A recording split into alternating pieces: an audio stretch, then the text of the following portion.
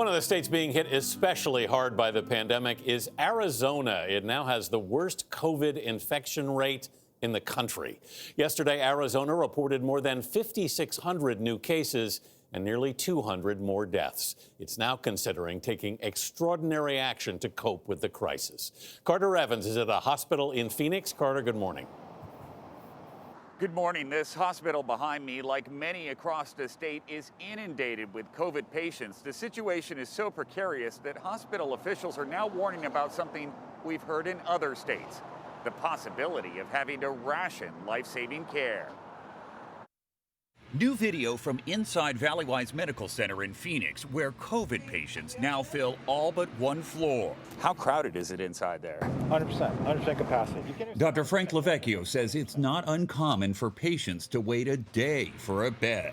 If somebody asks me how's my day going, I say it's all COVID all the time. What's it like for the COVID patients that you see in there? The great majority of patients that come in now are sicker. During the first wave, people came in with mild to moderate symptoms, but now, patients are so savvy, they know to talk to their doctor maybe, read on the internet, and they come in when they're sicker. The state's second wave started after Thanksgiving when hospitals began filling up.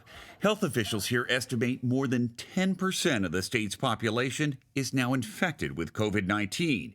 If the situation worsens, so-called triage officers would be asked to make possible life or death determinations.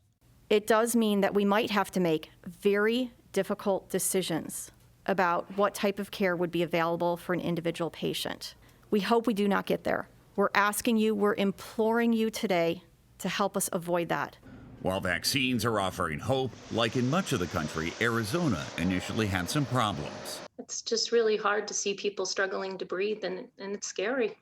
Nurse Nicole Kohler has been working nonstop in COVID critical care at Banner Desert Hospital in Phoenix. So when the vaccine became available, she was quick to apply.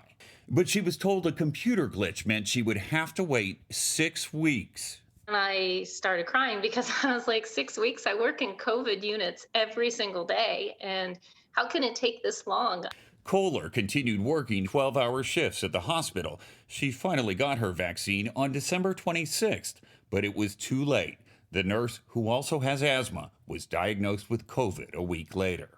I started breaking out in cold sweats and was really nauseous and had the body aches. In my mind, I'm like, okay, am I going to end up like my patients? If I'd gotten my vaccine 2 weeks before, I might have had, at least a better shot with immunity. It's been kind of heartbreaking for me because I got pretty sick.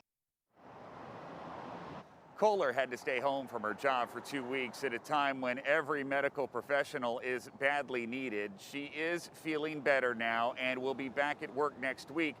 Meanwhile, doctors are now calling for a statewide mask mandate. Carter, thank you very much.